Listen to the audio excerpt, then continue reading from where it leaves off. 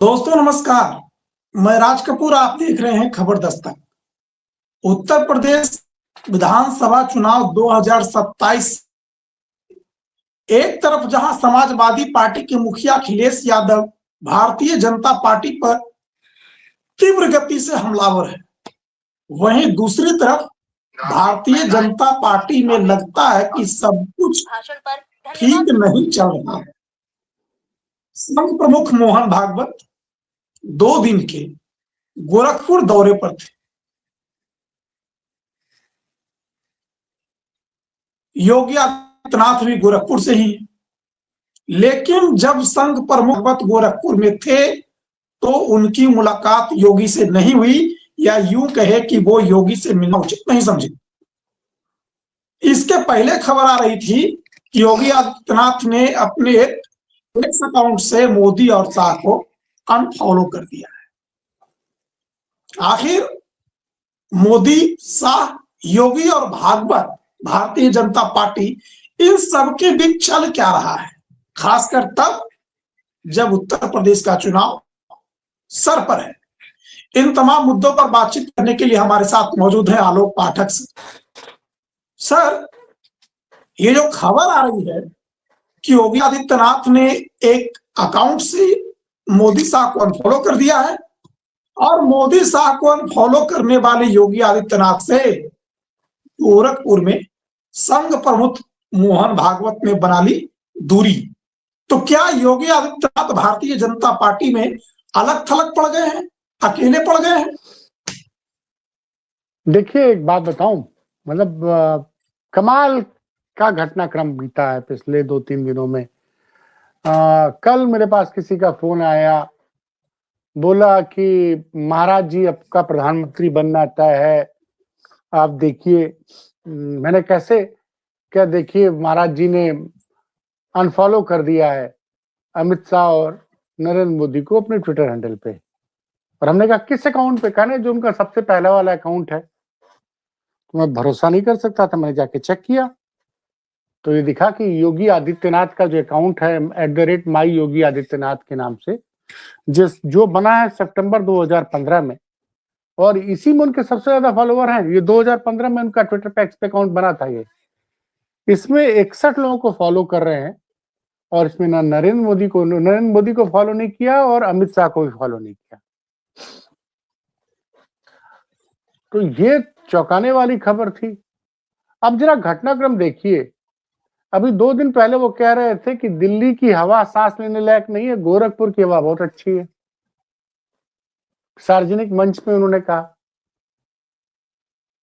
भाई, क्या योगी आदित्यनाथ ये भूल गए कि दिल्ली में शासन किसका है? मतलब वो कहना चाह रहे हैं कि मोदी और शाह के शासनकाल में दिल्ली में हवा सांस लेने लायक नहीं है। इसका लोगों ने पॉलिटिकल मतलब निकाल दिया। और गोरखपुर में, जहां पे वो उत्तर प्रदेश के मुख्यमंत्री हैं, वहां पे हवा सांस आप आराम से ले सकते हैं। और जो सबसे बड़ी बात ये सामने आई कि मोहन भागवत जी 2 दिन से गोरखपुर में थे। वो तमाम ही ओबीसी, एससी, एसटी मोर्चा, जनरल मोर्चा, सबके साथ बैठ के बातचीत किया, उनके साथ उन्होंने लंच भी किया। लेकिन इन 2 दिनों में योगी आदित्यनाथ और मोहन भागवत की मुलाकात की खबरें नहीं आई। अब सुना है कि वो गोरखपुर से जा चुके हैं। अभी तक ये माना जा रहा था कि योगी आदित्यनाथ की कुर्सी इसलिए बची हुई है कि उनके ऊपर संघ आशीर्वाद उनको प्राप्त है। एक पत्रकार तो दिन भर लिखता रहता है संघ की शक्ति से लैस योगी आदित्यनाथ के लिए लगातार लिखते रहता है पत्रकार। अब आप सोचिए कि मोहन भागवत जी गोरखपुर आए, 2 दिन तक प्रवास किए, उन्होंने योगी आदित्यनाथ से मुलाकात नहीं की। तब ये चर्चा हो गई है कि क्या योगी आदित्यनाथ अकेले पड़ गए भारतीय जनता पार्टी में। दूसरी तरफ उनके कुछ समर्थक दावा कर रहे हैं कि जल्द ही जो है नरेंद्र मोदी को हटाकर योगी आदित्यनाथ प्रधानमंत्री बन जाएंगे। और ये बात थोड़ा गले नहीं उतर रही है कि क्या नरेंद्र मोदी के हटने के बाद ना ऐसी परिस्थितियां अगर हो गई, क्योंकि लोगों का कहना है कि एपस्टीन फाइल के बाद से और जिस तरह से यूएस और इंडिया ट्रेड हुआ है और यूजीसी के मुद्दे पे, इन तीनों मुद्दे पे नरेंद्र मोदी बुरी तरह से घिर गए हैं और अब उनकी जगह योगी जी प्रधानमंत्री पद की शपथ लेने वाले हैं। और ट्विटर हैंडल का जिक्र किया जा रहा है कि वो जो माई योगी आदित्यनाथ के नाम से ट्विटर हैंडल है, उसमें उन्होंने ब्रह्मोस मिसाइल के साथ अपनी फोटो लगाई हुई है। तो उसी पर अखिलेश यादव ने तंज किया था कि अब दिल्ली और लखनऊ के बीच में जो जंग चल रही है उसमें बुलडोजर नहीं, अब मिसाइल का दौर आने वाला है। तो ये सारी बातें होना, जो लोग दावा कर रहे हैं उनसे मेरा एक ही सवाल है कि भाई अगर योगी जी प्रधानमंत्री बनते हैं, पहली बात तो क्योंकि भाजपा के पास पूर्ण बहुमत नहीं है। ये ठीक है कि नरेंद्र मोदी की लोकप्रियता इस प्रकार लोग चारों तरफ से नरेंद्र मोदी घिर गए हैं। एक तो एपस्टीन फाइल में जिस तरह से उनके मंत्रिमंडल के कुछ सहयोगियों का, कुछ लोग उनका भी नाम जिक्र कर रहे हैं, उनका नाम आया है, प्लस अमेरिका के साथ जो ट्रेड एग्रीमेंट हुआ है उस पर भी विपक्ष लगातार सवाल उठा रहा है। और यूजीसी वाला जो मुद्दा जिसकी वजह से बीजेपी का जो कोर समर्थक है वो सवर्ण जातीय बहुत नाराज है योगी मोदी से। तो मैंने ये कहा कि ठीक है भाई, आप लोग का मानना है कि योगी जी जल्द ही प्रधानमंत्री पद की शपथ लेंगे, लेकिन जरा मुझे ये बता दीजिए कि 240 एमपी हैं भाजपा के पास, क्या मोदी की जगह योगी को नीतीश कुमार और चंद्रबाबू नायडू बतौर प्रधानमंत्री को में स्वीकार कर पाएंगे?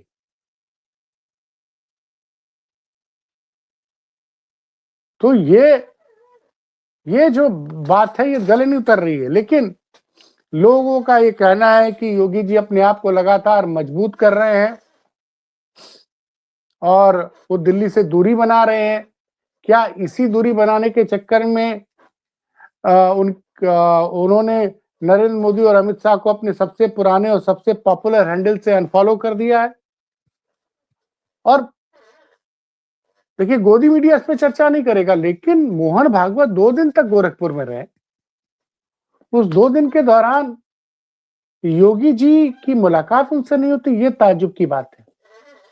क्योंकि वैसे गोरखपुर तो योगी जी कई बार रात को जाते हैं, सुबह चले आते हैं। योगी जी को कौन सी प्रॉब्लम है? वो तो सरकारी हवाई जहाज उनके पास रहता है, जब चाहे तब जा सकते हैं। और वैसे भी कल महाशिवरात्रि थी, कल तो मुलाकात हो सकती थी। तो जो ये लग रहा है कि अब कुछ बड़ा होने वाला उत्तर प्रदेश में, क्या होने वाला पता किसी को नहीं है। लेकिन अगर आरएसएस प्रमुख, जैसा चर्चा है बंद दरवाजे के पीछे कि आरएसएस ने योगी जी के आरएसएस का जो आशीर्वाद था योगी सरकार पे, वो अब आशीर्वाद नहीं रह गया है, तो एक बड़ी बात हो गई है। प्लस यूजीसी के मुद्दे पर जिस तरह से सवर्ण छात्रों में जो नाराजगी है, मैंने इसको महसूस किया है। मैं बता रहा हूं आपसे, मैंने इस दौरान कई लोगों से बात किया, सवर्ण लोगों से। उनका कहना है कि हम बीजेपी को तो वोट नहीं देंगे। अच्छा, बीजेपी को वोट नहीं देंगे तो अभी तो लोकसभा का चुनाव है नहीं। लोकसभा का चुनाव तो 2029 में है। तो इससे किसका नुकसान होगा? इससे नुकसान भारतीय जनता पार्टी का होगा। और जो गोरखपुर में उन्होंने बयान दिया कि गोरखपुर की हवा ऐसी है जिसमें आप आराम से सांस ले सकते हैं और दिल्ली की हवा ऐसी है जिसमें कि सांस लेना मुश्किल है, इस पे संजय सिंह ने भी तंज कसा, अखिलेश यादव ने भी तंज कसा है। अच्छा, इधर एक तरफ तो लगातार जिस तरह से अखिलेश यादव मोर्चा खोले हुए हैं, एक से बढ़कर एक विपक्ष के बड़े नेता उनको ज्वाइन कर रहे हैं। कल जो है नसीमुद्दीन सिद्दीकी, जो पहले बसपा के साथ थे, बाद में कांग्रेस में चले गए थे, उन्होंने अपने लाखों समर्थकों के साथ समाजवादी पार्टी ज्वाइन किया। उनके साथ एक पुराने बसपा के कद्दावर नेता अनीस मोहम्मद और फूल बाबू ने भी ज्वाइन किया। कई पुराने एमएलए बसपा के वो सपा ज्वाइन कर रहे हैं। आज किसी ने मजाक में कहा मुझसे कि अब सिर्फ बहन जी का सपा ज्वाइन करना बाकी है। एक ज्वाइनिंग तो हो रही है, लेकिन अखिलेश यादव ने अपनी बातचीत में हमेशा बसपा के लिए, बहुजन समाज पार्टी के लिए हमेशा सम्मान की बात कही है। तो एक तरफ तो जो कि नसीमुद्दीन सिद्दीकी ने जब कांग्रेस छोड़ा था तो कई लोग कह रहे थे कि नसीमुद्दीन सिद्दीकी चंद्रशेखर रावण के साथ मिलकर एक थर्ड पार्टी अलायंस बनाएंगे, लेकिन वो अलायंस जो है बनता दिख नहीं रहा है। और नसीमुद्दीन सिद्दीकी की कल ज्वाइनिंग हुई है, लेकिन आज मेरी सपा के कुछ नेताओं से नसीमुद्दीन सिद्दीकी की ज्वाइनिंग पे बात हुई। देखिए, एक बात तो सच है कि पिछले 2 चुनाव से, चाहे 2022 या 2024, मुसलमानों का एक तरफा वोट समाजवादी पार्टी के पक्ष में गया, इंडिया गठबंधन के पक्ष में गया है। आज के समय में इंडिया गठबंधन ऑन पेपर तो है ही है। भले इमरान मसूद बड़ी बड़ी बातें करते रहे। इमरान मसूद ने हमारे एक पत्रकार साथी से बातचीत में कहा था कि अकरुद्दीन ओवैसी को अपना बड़ा भाई बताया था और चंद्रशेखर रावण को अपना छोटा भाई बताया था। उसके बाद एक वीडियो वायरल है जिसमें मल्लिकार्जुन खड़गे इमरान मसूद से कह रहे हैं कि ओवैसी को यूपी में घुसने नहीं देना है, क्योंकि अगर वो घुस गया तो हमारा नुकसान करेगा। तो ऐसे में अब नसीमुद्दीन सिद्दीकी जैसा एक बड़ा चेहरा जो कांग्रेस छोड़ के समाजवादी पार्टी ज्वाइन कर लेता है, तो कहीं ना कहीं कांग्रेस में जो लोग ये चाह रहे थे कि अगर बात नहीं बनती है हमारी सपा से, क्योंकि कुछ लोग कांग्रेस के जो स्थानीय नेता है वो जरूरत से ज्यादा उनके वो लोग महत्वाकांक्षी बन रहे हैं, क्योंकि कांग्रेस के पास यूपी में कोई संगठन है नहीं। और नसीमुद्दीन सिद्दीकी जैसा एक बड़ा चेहरा, मुस्लिम चेहरा, कांग्रेस को छोड़ के आज वापस सपा में आए, माफ कीजिएगा सपा ज्वाइन किया उन्होंने। तो अब मैं आपको बता रहा था कि समाजवादी पार्टी के अंदर भी ऐसा नहीं कि हर आदमी खुले हाथों के साथ नसीमुद्दीन सिद्दीकी का स्वागत करने को तैयार खड़ा है। सपा के कुछ नेताओं से मेरी ऑफ द कैमरा बात हुई। उनका कहना था कि नसीमुद्दीन सिद्दीकी दरअसल अपने बेटे को सेट करने के लिए समाजवादी पार्टी ज्वाइन किए हैं, क्योंकि उनका बेटा ना सांसद बना ना विधायक बना। वो चाहते हैं कि उनका बेटा विधायक बन जाए। लेकिन फिर भी मैंने कहा ना कि बड़ी संख्या में लोग भारतीय जनता पार्टी ज्वाइन कर रहे हैं। और सबसे बड़ी बात यह है कि जो नॉन यादव ओबीसी कैटेगरी के कई नेता, जैसे पाल समाज के कई नेता ज्वाइन कर रहे हैं, लोध समाज के नेता बड़ी संख्या में ज्वाइन कर रहे हैं। और जो मेरी जानकारी है, इस बार चुनाव में, विधानसभा चुनाव में नॉन यादव ओबीसी, ब्राह्मण, दलितों को बड़ी संख्या में टिकट दिया जाएगा।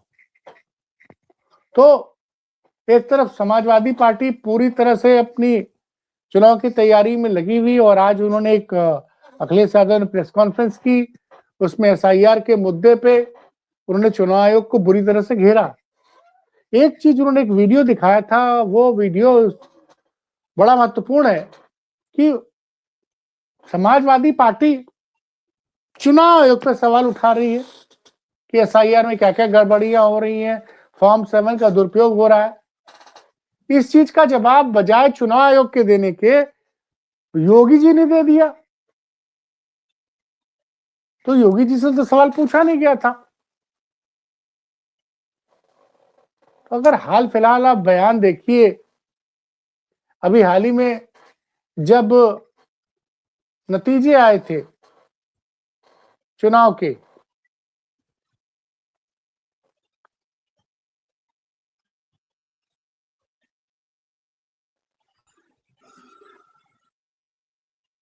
बिहार के नीतीश जी आए थे ना हाल में, बिहार के बाद तो कहीं चुनाव जी हुआ नहीं है राज कपूर जी, न, तो बिहार बिहार हैं? चुनाव लास्ट, तो उस वक्त बिहार चुनाव लास्ट में किया। तो उसमें आपने देखा ही था कि योगी जी ने प्रधानमंत्री मोदी को नमस्कार नहीं किया था, ऐसे वीडियो तमाम वायरल थे। जी और जिस दिन नितिन नवीन जी का शपथ ग्रहण हो रहा था, उस दिन भी आप लोगों ने देखा कि योगी जी पीछे एक प्लास्टिक की कुर्सी पर अकेले बैठे थे और आगे सारे राज्यों के मुख्यमंत्री उप मुख्यमंत्री बैठे हुए थे। तो सब आप दृश्य याद कीजिए। उत्तर प्रदेश में अब विधानसभा चुनाव की घोषणा होने में 11 महीने से भी कम का समय बाकी है। मान के चले कि 300 दिन बाद जो है, 300 दिन बाद चुनाव की घोषणा हो जाएगी। और जिस तरह से अखिलेश यादव पिछड़ों की, दलितों की और ब्राह्मणों की गोलबंदी कर रहे हैं, अल्पसंख्यक समुदाय तो उनके साथ है ही है। तो क्या कहीं ना कहीं इन परिस्थितियों को देखते हुए और गोरखपुर में क्या जाके जो बैठक की, वो ओबीसी समाज, दलित समाज और सवर्ण समाज के लोगों के साथ उनका जो आरएसएस का अपना, उनके साथ उन्होंने लंच किया, उनसे बातचीत की, क्यों संवाद करने की जरूरत पड़ी? भाई 10 साल से आप उत्तर प्रदेश में 9 साल होने जा रहे हैं, बीजेपी की सरकार है।